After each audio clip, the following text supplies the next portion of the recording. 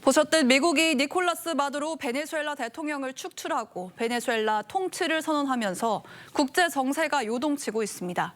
한반도엔 어떤 영향을 미칠지 박원곤 이화여대 북한학과 교수와 짚어보겠습니다. 안녕하세요. 네, 안녕하세요. 교수님, 작전명 확고한 결이었죠. 23년간 장기 집권한 마두로 대통령을 불과 3시간여 만에 무너뜨린 건데요.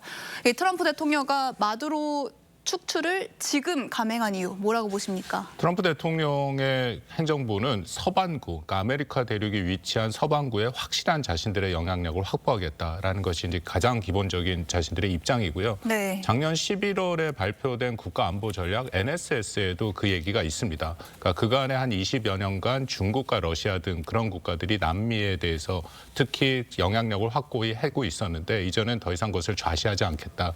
그래서 가장 우선순위를 두는 것이 바로 아메리카 대륙이고 이번에 베네수엘라가 특히 반미의 선봉에 있었기 때문에 이런 작전을 행한 거라고 판단이 되고요. 그거 외에도 반이민 정책의 핵심이 또 베네수엘라에 있습니다. 잘 알려진 것처럼 트럼프는 이민에 대해서 반이민, 특히 불법 이민에 대해서 굉장히 강경한 입장을 취하고 있고 그것이 자신의 어떻게 보면 지지 기반이 되고 있잖아요. 근데 베네수엘라에 마두로 대통령 등장해갖고 워낙 심각한 문제가 있어서 거의 뭐 한 800만 명에 가까운 그런 베네수엘라를 탈출하는 그런 상황이었고 그중 상당수가 이제 뭐 미국이나 또 인접 국가로 움직이고 있는 그런 상황에 대한 문제 제기도 있고요. 마지막으로 아마 11월 중간 선거도 생각을 했다. 지금 앱스타인 파일이라든지 미국 내 워낙 인플레이션 물가가 올라가고 있기 때문에 트럼프에 대한 지지율이 낮지 않습니까? 이번에 뭔가 이런 성취를 통해서 자신의 지지율의 반등을 노렸다. 그렇게 볼 수도 있는 거겠죠. 네. 근데 조금 전에 이 물가 얘기하셨는데 명분으로는 마약과의 전쟁을 들었는데 어쨌든 베네수엘라산 석유를 좀 독점하려는 거 아니냐 이런 분석도 있던데 이 분석 어떻게 보셨어요? 글쎄 뭐 명분을 마약을 얘기했는데 마약은 명분이 강하진 않습니다. 왜냐하면 마약 같은 경우에는 대부분 멕시코 카르텔이나 중국산 원료이기 때문에 베네수엘라가 뭐 일정 수준 관련에 있지만 직접 연계돼 있다라고 보기는 어렵고요.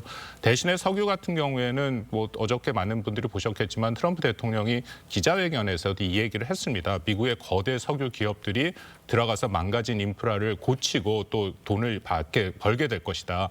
사실은 뭐 미국 입장에서는 이게 1970년대랑 또 2000년대 초반 베네수엘라가 일방적으로 미국이 사실 투자한 것들을 국유화해 버렸거든요. 그러니까 거기에 대해서 자신들이 손해를 보고 있다라는 생각이 있고 JD 벤스 부통령도 도난당한 석유는 반환되어야 된다 이런 얘기를 하기 때문에 이번에 그 석유와 자신들의 권리도 중요한 그 작전의 배경 중에 하나, 목적 중에 하나라고 볼 수 있습니다. 네.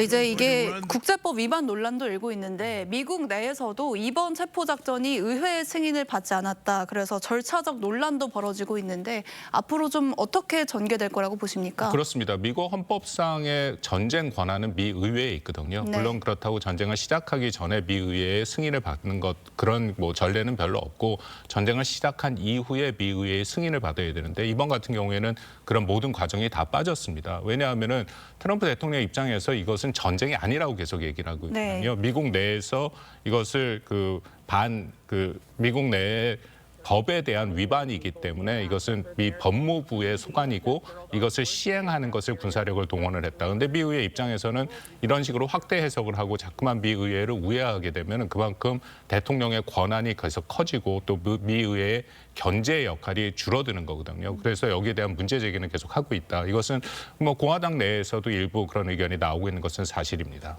네, 아까 이제 불법 이민 얘기도 해주셨는데요. 이 베네수엘라를 포함해서 중남미의 좌파 정권이 늘어나고 있었잖아요.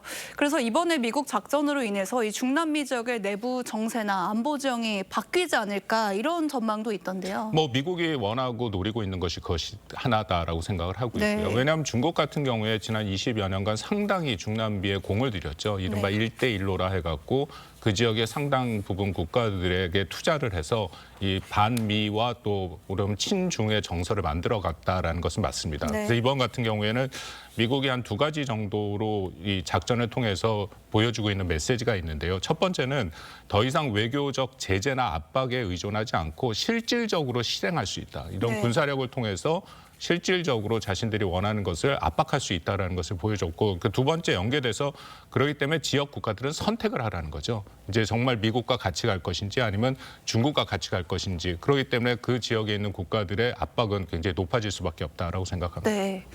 이제 그렇다고 해도 이 국가의 정상을 다른 이 체포해서 국외로 데려가는 거, 이 작전을 두고 좀 충격적이다, 국제법 위반이다 이런 지적이 계속되는데 이제 현지 시각으로는 오늘이죠. 저희 시간으로 내일이 될 텐데 유엔 안보리 회의 결과는 어떻게 될 걸로 보십니까? 그렇습니다. 뭐 중국과 러시아, 중남미, 북한까지 해서 네. 이것은 국제법 위반이다라고 얘기를 했고 또 안토니오 구테우스 사무총장이 이미 얘기를 했습니다. 이것은 국제법의 규칙이 준수하지 않았다는 데 매우 우려를 표명하고 있다. 네. 이게 무슨 얘기냐면요. 유엔 헌장 2조 4항을 보면은 다른 국가의 영토 보존이나 정치적 독립에 대해서 무력의 위협이나 무력의 행사를 삼가야 된다. 그러니까 무슨 말씀이냐면 영토 보존이나 주권 존중의 원칙이 있다는 것이죠. 네. 그렇기 때문에 이런 독립 국가에 작전하면 안 된다는 겁니다. 근데 유엔의 안보리에 되더라도 미국이 안보리의 상임이사국 중에 하나이고 네. 그렇게 따지면 러시아의 우크라이나 불법 침공의 문제도 여전히 살아 있지 않습니까? 그렇기 때문에 안보리에서 논의가 되더라도